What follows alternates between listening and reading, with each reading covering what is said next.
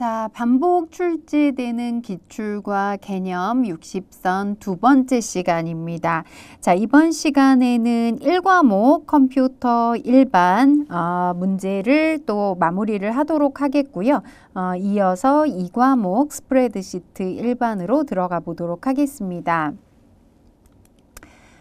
자, 그러면 컴퓨터 일반 문제에 이어가도록 하겠습니다. 다음 중 윈도우 10의 설정의 접근성에서 설정할 수 없는 기능을 묻고 있습니다. 자, 지난 시간에도 설정 기능 강조를 해드렸는데요.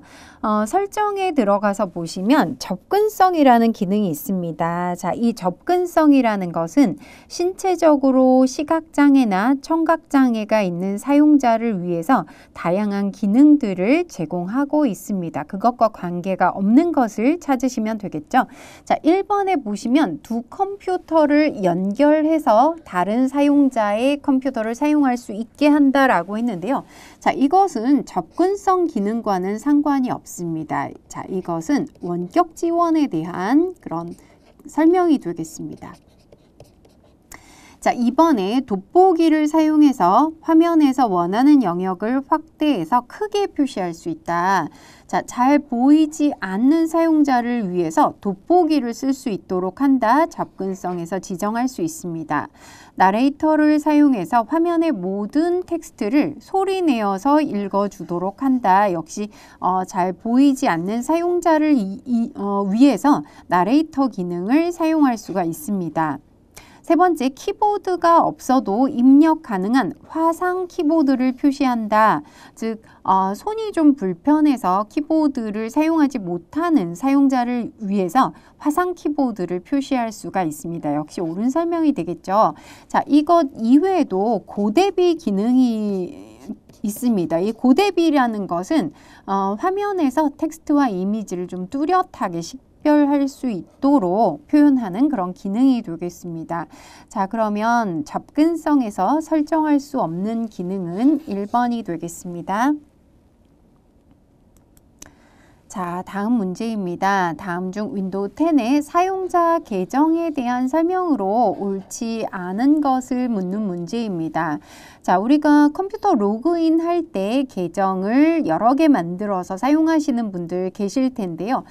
윈도우의 사용자 계정은 크게 관리자 계정과 그리고 표준 계정, 사용자 계정 이렇게 나누어서 볼 수가 있습니다. 자, 이 관리자 계정이라는 것은 해당 컴퓨터에 하드웨어나 소프트웨어를 설치할 수도 있고 또 모든 파일에 액세스할 수 있는 그런 계정을 의미합니다. 자, 그다음 표준 사용자 계정은 자신의 계정에 대해서만 작업이 가능한 거죠. 그러니까 하드웨어 설치하거나 소프트웨어 설치 등은 할 수가 없는 그런 계정이 되겠습니다. 자, 그럼 설명 한번 보겠습니다. 관리자 계정의 사용자는 다른 계정의 컴퓨터 사용 시간을 제어할 수 있다. 자, 다른 계정의 사용 시간도 제어할 수가 있습니다. 자, 옳은 설명이 되겠고요. 자, 관리자 계정의 사용자는 다른 계정의 계정 유형과 계정 이름, 암호 변경, 자, 모두 다 할 수가 있습니다. 자, 3번에 표준 계정의 사용자는 컴퓨터 보안에 영향을 주는 설정을 변경할 수 있다라고 했는데요. 컴퓨터 보안에 영향을 주는 설정은 표준 사용자는 지정할 수가 없겠죠. 이것은 관리자 계정에서 변경할 수가 있습니다. 잘못된 설명이 되겠습니다. 표준 계정의 사용자는 컴퓨터에 설치된 대부분의 프로그램을 사용할 수 있고 자신의 계정에 대한 암호 등을 설정할 수 있다. 자, 표준 사용자 계정에서는 이미 설치되어 있는 본인 계정으로 쓸 수 있는 프로그램들 모두 사용할 수 있습니다. 그리고 지금 암호 설정이라고 했는데 자신의 계정에 대한 암호라고 했죠. 이것은 설정할 수가 있습니다. 자, 그럼 옳지 않은 것은 3번이 되겠습니다. 자, 다음 문제입니다. 다음 중 인터넷 전자우편에 관한 설명으로 옳지 않은 것을 묻는 문제입니다. 자, 인터넷 전자우편은 모르시는 분들이 없으시겠죠? 자, 1번에 한 사람이 동시에 여러 사람에게 전자우편 당연히 보낼 수가 있습니다. 자, 기본적으로 8비트의 EBCD IC 코드를 사용해서 메시지를 보내고 받는다라고 했는데요. 통신을 할 때 기본적으로 사용되는 코드는 7비트의 ASCII 코드입니다. 자, 암기를 해주셔야 되겠죠. ASCII라는 이름의 코드를 사용하고 있습니다. 그래서 2번이 잘못되었고요. 3번에는 전자우편에 관련되는 프로토콜들이 있는데요. 자, 이거 정말 잘 알아두셔야 되는 중요한 내용이 되겠습니다. 자, 우선 SMTP라는 것은 전자메일을 보낼 때 사용하는 프로토콜입니다. 송신할 때 사용되는 프로토콜이 되겠고요. 자, 팝3라는 것은 반대로 메일을 수신하는 것인데요. 자, 우리가 요즘 사용하는 것처럼 이렇게 웹메일을 말하는 것이 아니라 웹에 접속해서 메일을 보는 것뿐만 아니라 그 메일을 내 자신의 컴퓨터로 가져오는 것을 의미합니다. 그때 사용할 수 있는 프로토콜이 팝3라는 프로토콜이 되겠습니다. 자, 그 다음 마임이라는 프로토콜이 있는데요. 마임이라는 프로토콜은 멀티미디어를 포함하고 있는 전자우편을 주고받을 수 있도록 합니다. 그러니까 뭐 이미지나 동영상, 사운드가 포함된 메일도 우리 당연히 주고받을 수가 있겠죠. 이런 역할을 해주는 것이 마임 프로토콜이 되겠습니다. 3번 옳은 설명이 되겠고요. 전자우편 주소는 사용자 아이디, @사인, 호스트 주소 형식이 사용된다. 우리가 사용하는 주소의 형식이 맞습니다. 자, 그럼 옳지 않은 것은 2번이 되겠습니다. 자, 다음 문제입니다. 다음 중 윈도우 10의 메모장에 대한 설명으로 옳지 않은 것을 묻는 문제입니다. 윈도우에는 여러 가지 보조 프로그램들 포함이 되어 있는데요. 보조 프로그램들 중에서 가장 많은 문제가 출제되는 부분이 메모장이 되겠습니다. 그래서 메모장 사용해 보시고 어떤 기능들이 있는지 하나하나 활용을 해 보시면 좋을 것 같습니다. 자, 1번에 작성한 문서를 저장할 때 확장명은 기본적으로 txt가 부여된다라고 했는데요. 메모장에서 문서를 만든 다음에 저장하게 되면 txt가 부여가 되는 것이 맞습니다. 옳은 설명입니다. 특정한 문자열을 찾을 수 있는 찾기 기능이 있다. 자, 메모장에는 검색을 할 수 있는 기능이 있습니다. 자, 찾기 기능 포함이 되어 있습니다. 자, 그리고 그림, 차트 등의 OLE 객체를 삽입할 수 있다라고 했는데요.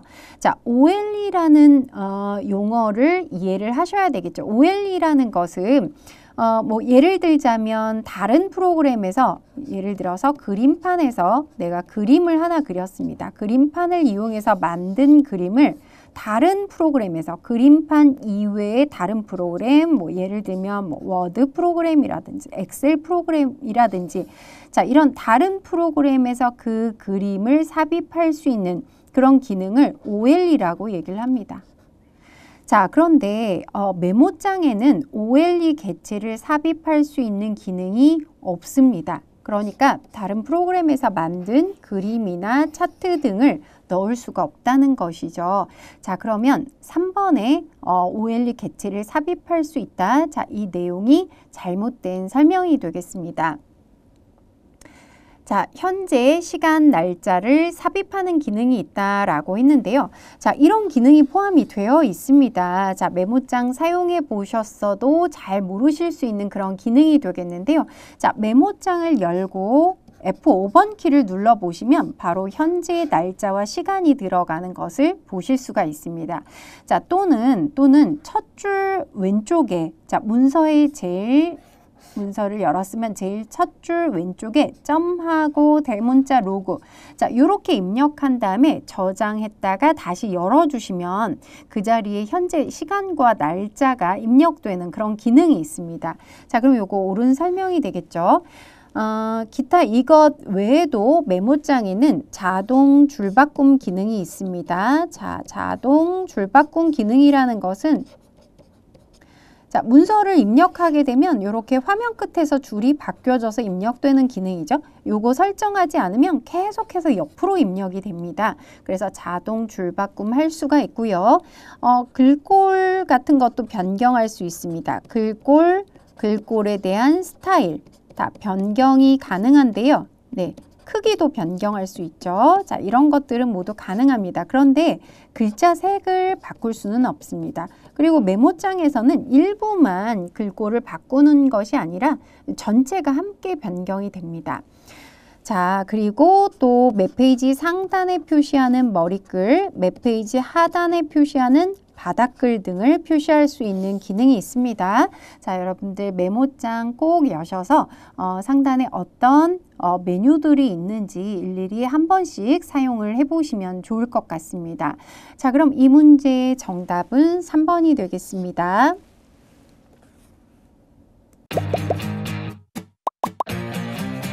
에듀윌 유료 회원만의 남다른 서비스.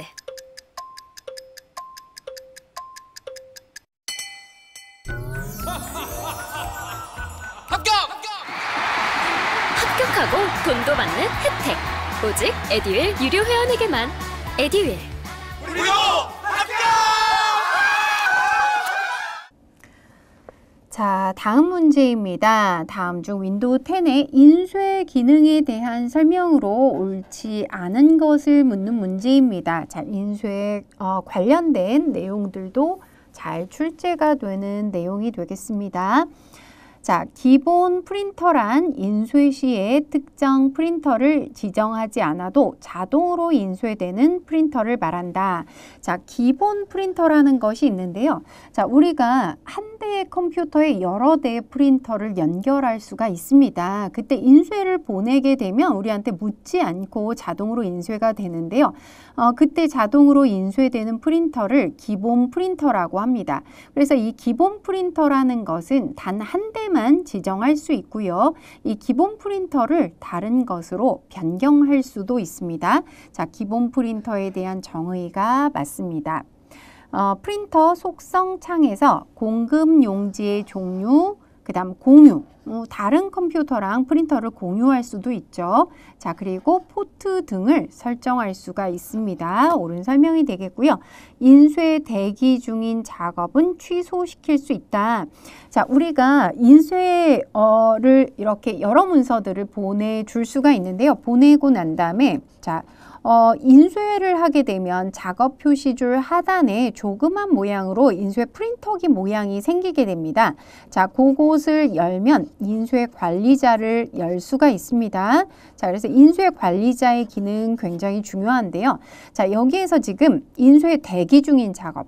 어떤 문서는 지금 출력이 되고 있고 다른 문서는 대기하고 있습니다. 뭐 A라는 문서, B라는 문서, C라는 문서가 있는데 여기 인쇄 중입니다. 자, 그럼 B나 C는 대기 중인데요. 이것을 취소시킬 수가 있습니다. 옳은 설명이죠. 이거 취소해서 인쇄되지 않도록 할 수 있고요. 4번에 보시면 인쇄 중인 작업은 취소할 수는 없으나 중단시킬 수 있다라고 했는데요. 지금 인쇄되고 있는 것도 중단시키거나 취소하는 것이 가능합니다. 이것도 지금 인쇄되던 중에 취소할 수가 있다는 것이죠.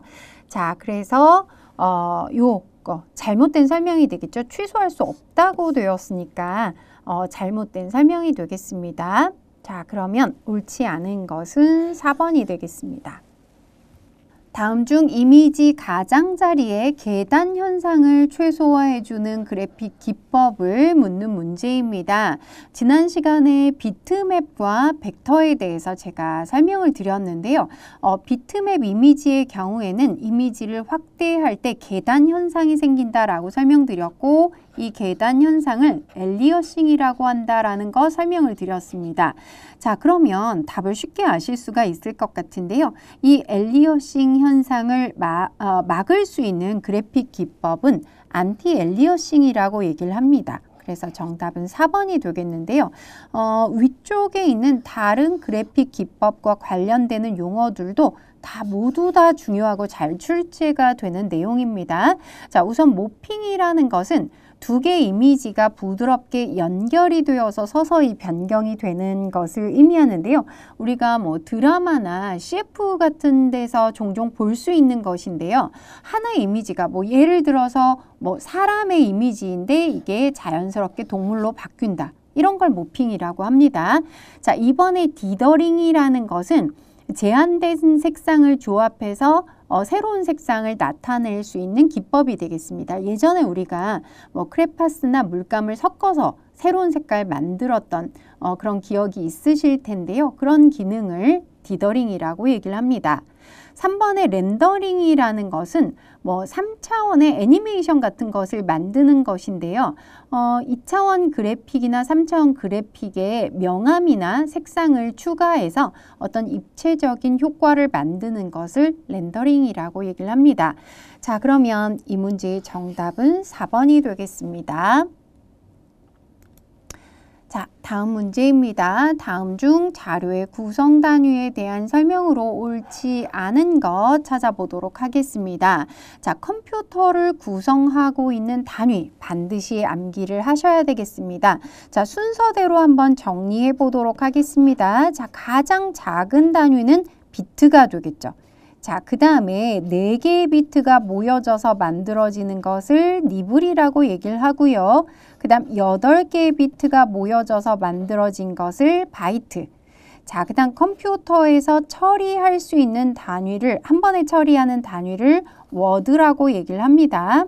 자, 그 다음에 필드라는 단위가 있죠. 자, 필드라는 것은 논리적으로 어떤 파일에서 파일을 구성하는 뭐 예를 들어서 우리가 엑셀 파일을 만들면 뭐 이름, 번호 이런 거 하나하나를 필드라고 얘기를 하고요. 이 필드들이 모여져서 만들어지는 정보가 레코드입니다. 그러면 번호, 이름, 뭐 점수 이렇게 하나의 행으로 모여진 걸 레코드라고 얘기를 하고요. 자, 이 레코드들이 많이 모여지면 파일. 그 다음 관련된 파일들이 모여지면 데이터베이스. 자, 이렇게 얘기합니다. 이거 반드시 순서대로 암기를 하셔야 되겠고요. 여기에서 앞에 4개. 자, 비트, 니블, 바이트, 워드, 비니바워를 우리는 뭐라고 얘기를 하냐면 물리적인 단위라고 얘기합니다. 자, 컴퓨터 저장 장치에 저장되는 물리적인 단위가 되겠고요. 나머지 4개, 필레파데를 논리적인 단위라고 얘기합니다. 자, 요거 암기하실 필요 있습니다. 자, 그럼 1번에 데이터베이스는 관련된 데이터 파일의 집합이다. 옳은 설명이죠. 자, 워드는 컴퓨터에서 한 번에 처리할 수 있는 명령 단위다. 옳은 설명입니다. 니블은 4개의 비트가 모여서 한 개 니블을 구성한다. 옳은 설명이 되겠고요. 비트는 정보의 최소 단위이며 5개의 비트가 모여서 1바이트가 된다. 자, 앞서 설명드렸죠. 5개가 아니라 8개가 모여서 1바이트가 구성된다는 거 설명을 드렸습니다. 자, 그럼 옳지 않은 것은 4번이 되겠습니다. 자, 다음 문제입니다. 다음 중 컴퓨터에서 사용하는 유니코드에 대한 설명으로 옳은 것을 묻는 문제입니다. 자, 유니코드라는 것은 세계 각국의 언어를 통일된 방법으로 컴퓨터로 표현할 수 있도록 해주는 그런 코드가 되겠습니다. 아주 예전에는 컴퓨터에서 한글을 표현하기 굉장히 어려웠었는데요. 이제 유니코드를 사용하면서 원활하게 한글도 사용할 수 있고 각 나라의 언어들을 모두 표현할 수가 있습니다. 자, 1번에 표현 가능한 문자 수는 최대 256자다. 좀 이상하죠. 256자 갖고는 모든 글자를 표현할 수가 없습니다. 잘못된 설명이 되겠고요. 에러 검출이나 교정이 가능한 코드다. 자, 글자를 표현하는 것과는 상관이 없는 것 같죠. 이것은 해밍 코드에서 하는 역할입니다. 자, 잘못된 설명이 되겠고요. 3번에 연산을 빠르게 수행하기 위해서 존비트와 디지트 비트로 구성한다.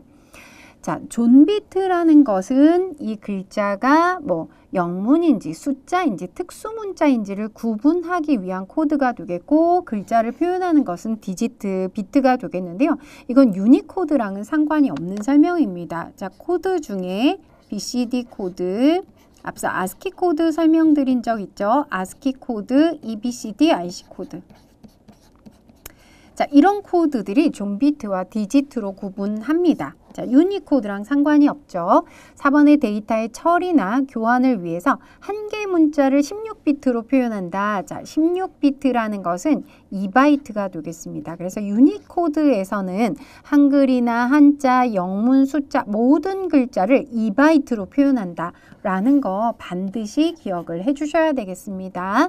자, 그러면 옳은 것은 4번이 되겠습니다.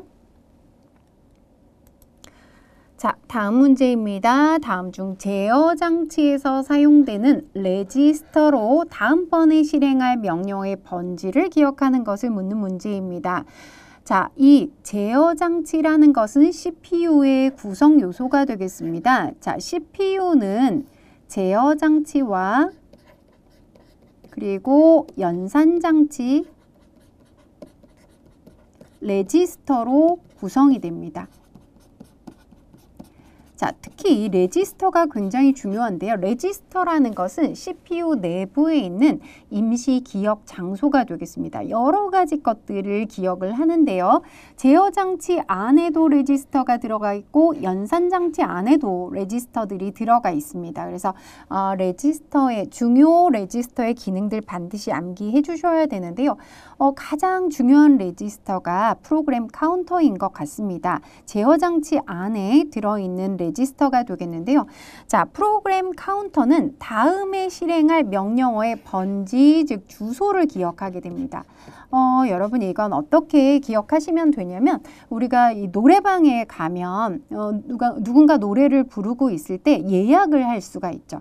예약이라는 것은 다음에 부를 노래의 번호를 저장하는 것입니다. 자, 이런 기법이라고 생각하시면 됩니다. 그래서 프로그램 카운터는 다음에 실행할 명령어 자체가 아니라 번지를 기억합니다. 자, 다음에 실행할 번지다. 명령어의 번지다라는 거 기억해 주시면 되겠고요. 1번이 옳은 설명이고요. 누산기라는 것은 또 연산 장치를 구성하는 가장 중요한 레지스터입니다. 자, 누산기에는 연산 결과를 일시적으로 저장할 수가 있습니다. 자, 그 다음 메모리 주소 레지스터와 메모리 버퍼 레지스터 이름이 굉장히 비슷하죠. 그래서 메모리 주소는 어드레스에서 MAR이라는 이름을 쓰고요. 메모리 버퍼는 버퍼라는 이름을 써서 MBR이라고 합니다. 메모리 주소 레지스터에는 당연히 주소가 저장되겠죠. 필요한 메모리의 주소를 일시적으로 기억을 하고요. 버퍼 레지스터에서는 메모리에 저장할 데이터나 명령을 일시적으로 기억하게 됩니다. 자, 그럼 이 문제의 정답은 1번이 되겠습니다.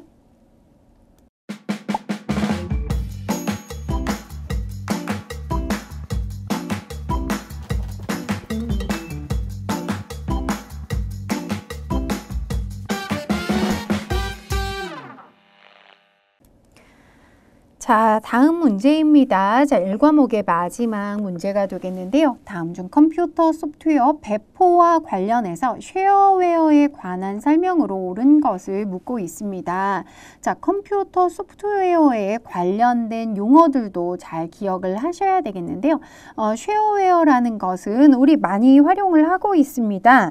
자, 특정 기능 또는 기간을 제한해서 공개를 하고 사용한 후에 사용자의 구매를 유도하는 소프트웨어이다. 자, 그러니까 무료로 사용자들이 사용할 수는 있는데요. 기능이나 기간을 제한해 놓은 것을 바로 쉐어웨어다라고 얘기를 합니다. 1번이 옳은 설명이고요. 2번에 개발 회사의 1차 테스트 버전으로 제작 회사 내에서 테스트를 할 목적으로 배포하는 소프트웨어이다. 자, 회사 내부에서 출시하기 전에 회사 내부에서 테스트하는 프로그램을 알파 버전이다 라고 얘기합니다. 그 다음에 3번에 정식 버전이 나오기 전에 프로그램에 대해서 일반인에게 테스트하는 버전은 많이 들어보셨을 것 같습니다. 베타 버전이라고 합니다. 우리 뭐 게임이나 이런 거 출시하기 전에 베타 버전이라는 말 사용을 하고 있습니다. 자, 4번에 사용 기간 및 기능에 제한 없이 무료로, 완전히 무료로 사용할 수 있는 프로그램은 프리웨어라고 얘기를 합니다. 자, 그럼 여기에서 옳은 것은 1번이 되겠습니다. 자, 그럼 여기까지 1과목 컴퓨터 일반에 대한 30문항을 모두 마치고 이제 2과목 스프레드시트 일반으로 들어가 보도록 하겠습니다. 자, 먼저 1번 문제입니다. 다음 중 보기 탭의 창그룹의 틀 고정 기능에 대한 설명으로 옳지 않은 것을 묻고 있습니다. 자, 틀 고정 기능과 창 나누기 기능 잘 출제가 되는 기능입니다. 자, 틀 고정이라는 것은 화면에서 그러니까 우리가 워크시트를 굉장히 크게 만들 수가 있습니다. 그래서 항목들이 뭐 번호도 있고 이름도 있고 뭐 다른 내용들, 필드들이 굉장히 많을 때 오른쪽으로 스크롤 해보게 되면 중요한 번호 이름들이 보이지 않게 됩니다. 그래서 이 중요한 부분을 좀 고정시키고자 할 때 틀 고정을 사용하는데요. 워크시트를 스크롤할 때 특정 행이나 열이 한 자리에 계속 표시가 되도록 선택할 수 있는 기능을 틀 고정이라고 얘기를 합니다.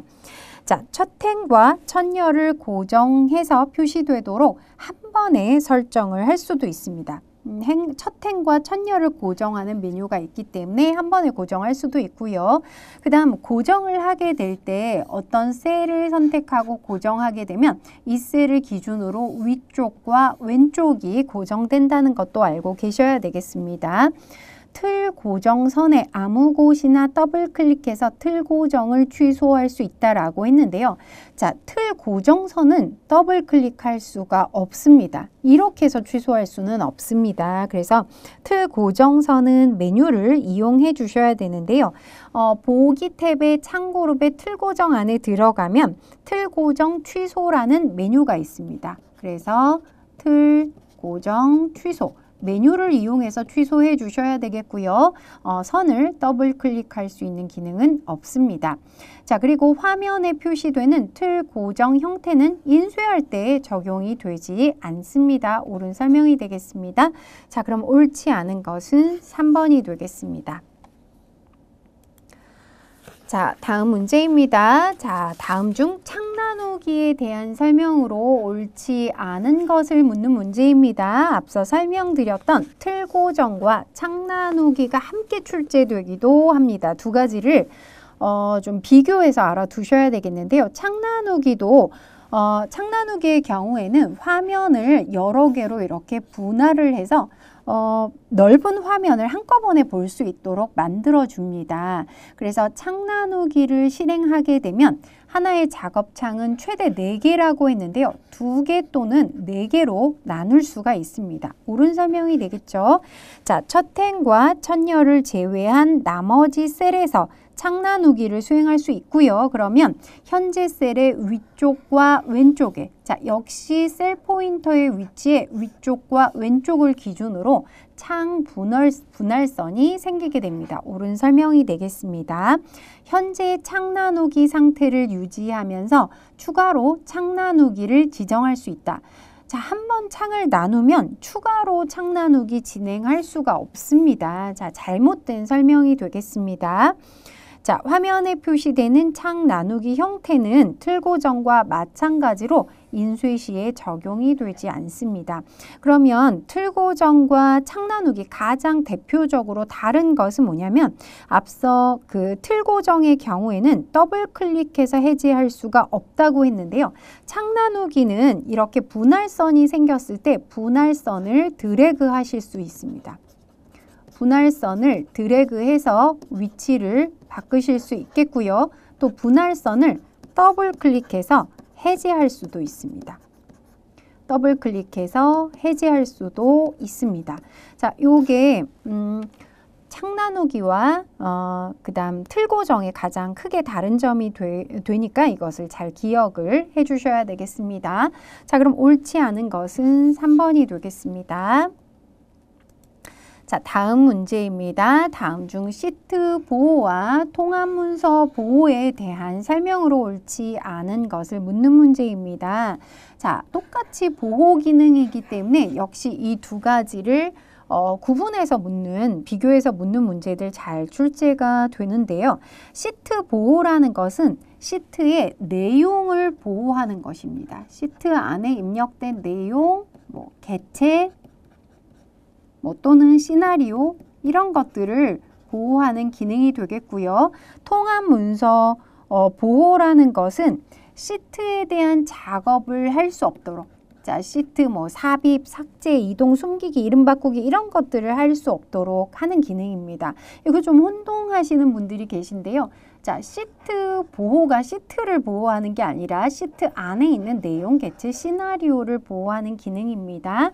자, 그럼 옳지 않은 거 찾아보도록 하겠습니다.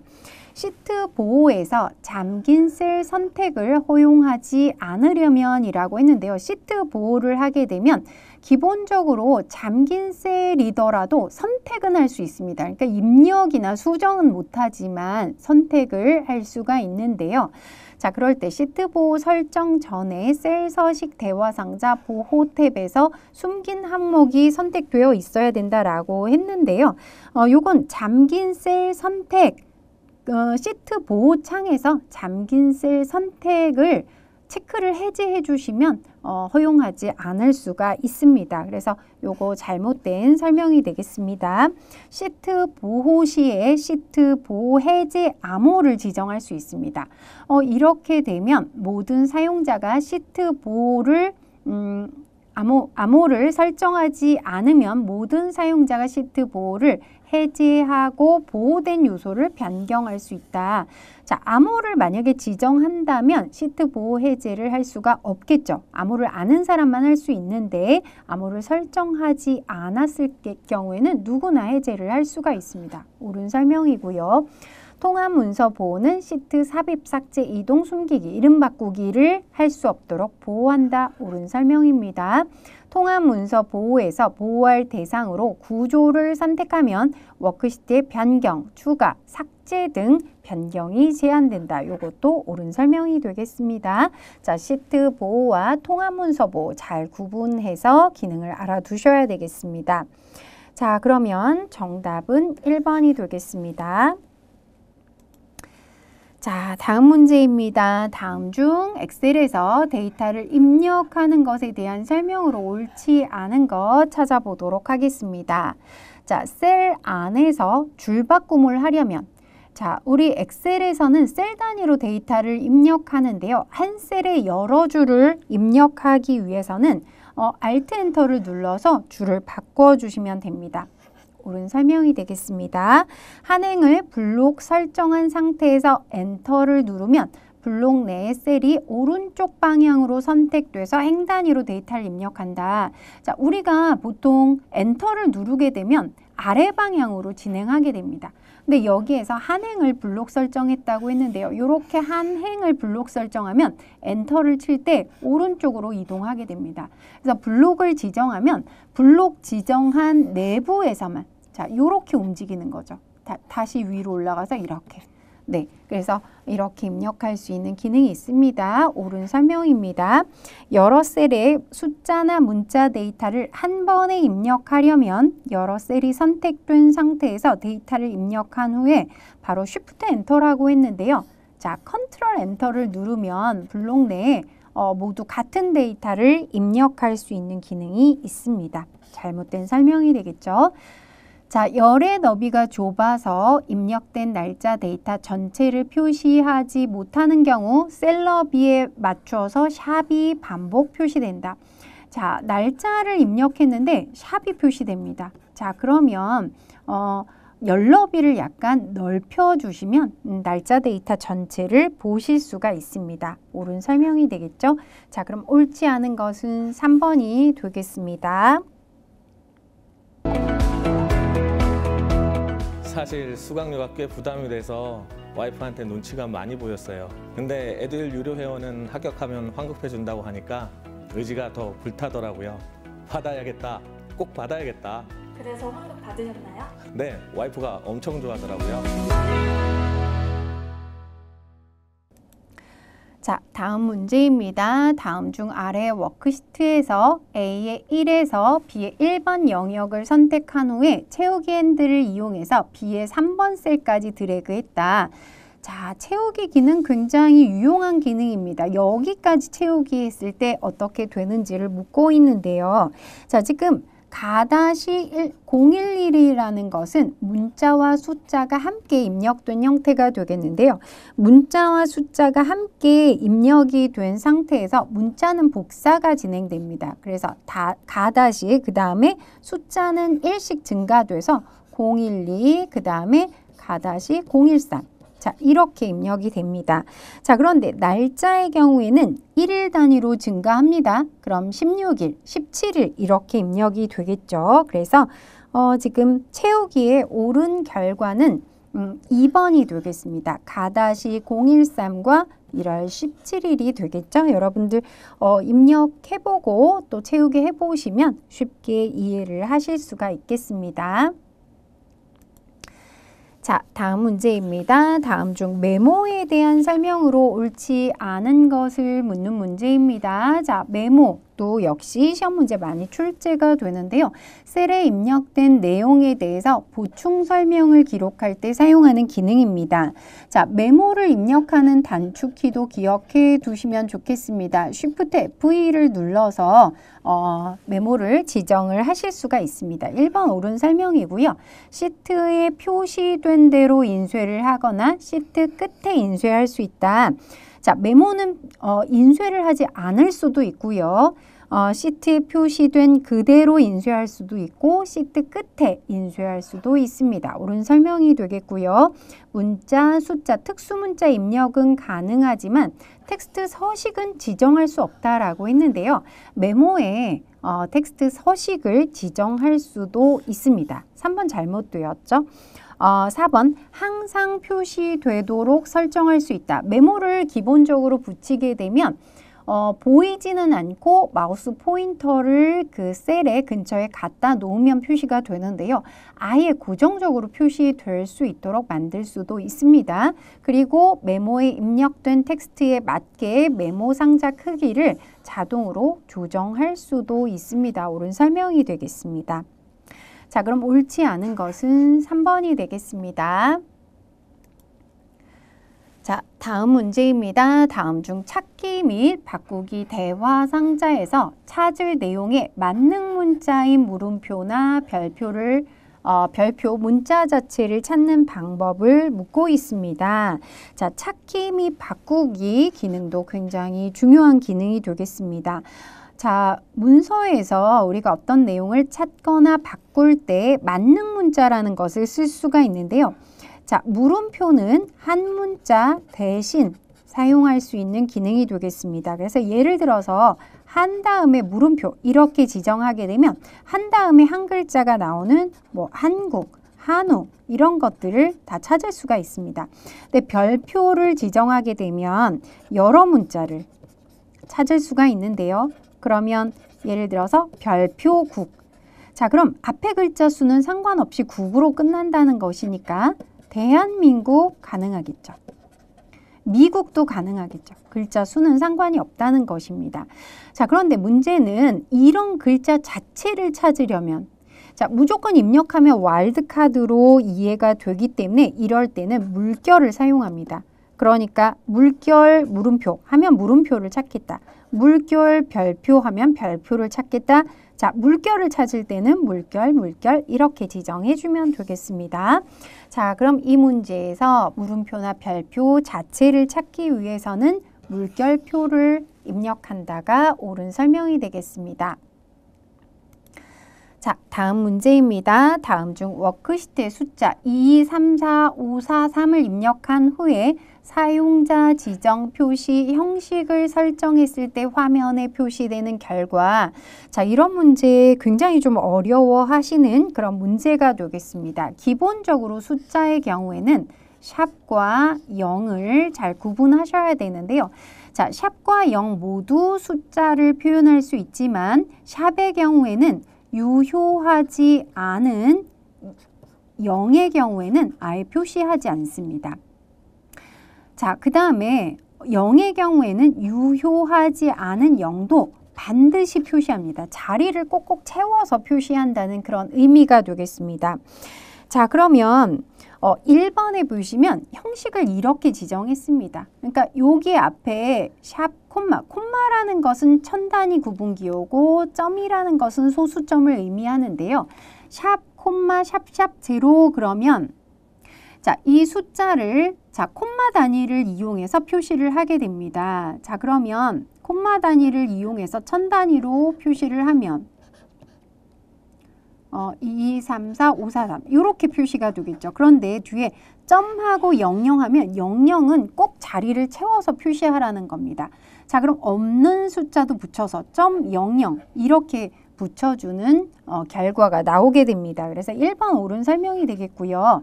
이번에 0.00 했으니까 이것도 자, 이 숫자를 그대로 표현하고 자, 이 숫자를 그대로 표현합니다. 그럼 2, 2, 3, 4, 5, 4, 3이 표시가 되고요. 자, .00 하면 꼭 소수 이하 두 자리 .00. 자, 이렇게 표시가 됩니다. 옳은 설명이 되겠죠. 자, 3번에 보시면 샵, 콤마, 샵, 샵, 샵. 자, 여기에 콤마가 중요합니다. 뒤에 콤마가 붙으면 천 단위를 생략하라는 것입니다. 뒤에서 세 자리를 빼시면 되겠는데요. 자, 그럼 여기에서 세 자리를 빼면 2, 3, 4가 되지만 이 5라는 값에서 반올림이 돼서 실제로는 2, 3, 5가 됩니다. 자, 천 단위 구분기호 붙여야 되겠죠? 자, 그리고 문자로 1000원을 붙여라. 자, 이렇게 나오게 됩니다. 그러면 지금 요거는 반올림이 안 됐기 때문에 잘못된 결과가 되겠습니다. 자, 4번의 샵. 자, 숫자가 의미가 있으니까 모두 표시하겠죠. 그대로 표시하는데요. 자, 여기에 퍼센트를 붙이게 되면 곱하기 100을 한 다음에 퍼센트를 붙입니다. 곱하기 100을 하고 퍼센트를 표시하죠. 4번도 옳은 결과가 되겠습니다. 자, 그럼 옳지 않은 것은 3번이 되겠습니다. 자, 다음 문제입니다. 다음 중 셀 서식의 표시 형식에 대한 설명으로 옳지 않은 것 찾아보도록 하겠습니다. 자, 일반 형식으로 지정된 셀의 열너비보다 긴 소수를 자, 이렇게 입력해 보시면 셀의 너비에 맞춰서 반올림한 값이 표시됩니다. 예를 들면 0.123457처럼 반올림된 값이 표시되는 거 여러분들 바로 확인하실 수가 있습니다. 자, 통화 형식은 숫자와 함께 기본 통화 기호가 셀의 왼쪽 끝에 표시되며 통화 기호 표시 여부를 선택할 수 있다라고 했는데요. 통화 기호를 표현할 수 있는 방식은 통화 형식이 있고 회계 형식이 있습니다. 그런데 여기에서 설명되는 자, 셀의 왼쪽 끝에 자, 이렇게 통화 기호가 표시되고 숫자가 이렇게 표시되는 게 회계 형식이고요. 통화 형식은 숫자 바로 앞에 이렇게 통화 기호가 붙습니다. 자, 그래서 2번이 잘못된 설명이 되겠습니다. 3번 회계 형식은 지금 설명드렸던 회계 형식입니다. 음수의 표시 형식을 별도로 지정할 수 없습니다. 그래서 셀 서식 대화 상자에 들어가서 통화 형식과 회계 형식을 보시면 통화 형식은 음수를 어떻게 표현할지 따로 설정을 할 수가 있는데요. 회계 형식은 따로 지정할 수가 없습니다. 그리고 입력된 값이 0일 경우에는 하이픈으로 표시된다. 이게 또 가장 다른 점이 되겠습니다. 옳은 설명입니다. 숫자 형식은 음수의 표시 형식을 빨간색으로 지정한다. 자, 색깔을 지정할 수도 있습니다. 자, 그럼 옳지 않은 것은 2번이 되겠습니다. 자, 마지막 문제입니다. 다음 중 아래 워크시트에 B의 2번부터 I11 영역에서 3단, 6단, 9단의 배경색을 변경하기 위한 조건부 서식의 수식으로 옳은 것을 묻고 있습니다. 좀 어려운 문제죠. 자, 조건부 서식이라는 것은 조건에 맞는 것만 서식을 지정하는 것을 조건부 서식이라고 합니다. 지금 보시면 지금 단위 3단, 그 다음 6단, 9단에만 자, 이렇게 세로 방향으로 색깔이 들어간 것을 볼 수 있습니다. 자, 그러면 요것은 나머지 연산을 좀 수행을 해봐야 되겠는데요.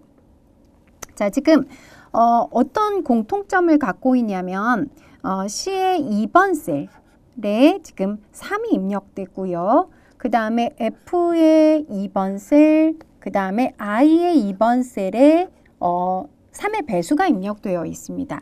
자, 그런데 지금 B의 2번 셀에는 2가 입력이 되어 있습니다. 자, 그래서 3단인지 여부를 알려면 아무래도 3으로 나누어서 나머지가 0인 것을 찾아주면 되겠죠.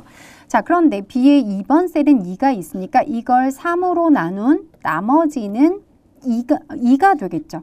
자, 그럼 여기엔 서식을 지정하지 않습니다. 그 다음 C의 2번 셀을 검사하는데요. C의 2번 셀은 3이 있는데 3 나누기 3을 하면 나머지가 0이 되어서 여기는 서식을 지정해야 됩니다. 자, 그 다음에 D의 2번 셀, D의 2번 셀은 4가 입력됐기 때문에 4 나누기 3 하면 나머지가 1이 되죠. 서식을 지정하지 않습니다. 자, F2번 셀로 건너뛰겠습니다. F2번 셀에는 6이 입력돼서 6 나누기 3 하면 나머지가 0이 되어서 서식을 지정해 주시면 되겠습니다. 그러면 나머지를 구할 때는 모드라는 함수를 사용하게 되겠고요. 자, 그 다음 우리가 지금 검사하는 게 B의 2번, C의 2번, D의 2번 이렇게 내려갑니다. 자, 그럼 이 주소를 표현할 때는 2번이라는 것은 고정이 되기 때문에 이것을 B$2로 표현을 하고요. B$2에 있는 값을 3으로 나눴을 때 나머지가 0이면 조건부 서식을 지정해라 라고 얘기할 수가 있습니다. 자, 그래서 이 문제의 정답은 2번이 되겠습니다. 자, 그럼 여기까지 반복 출제되는 기출과 개념 60선 두 번째 시간을 모두 마치도록 하겠습니다. 자, 다음 시간에 뵙겠습니다. 감사합니다.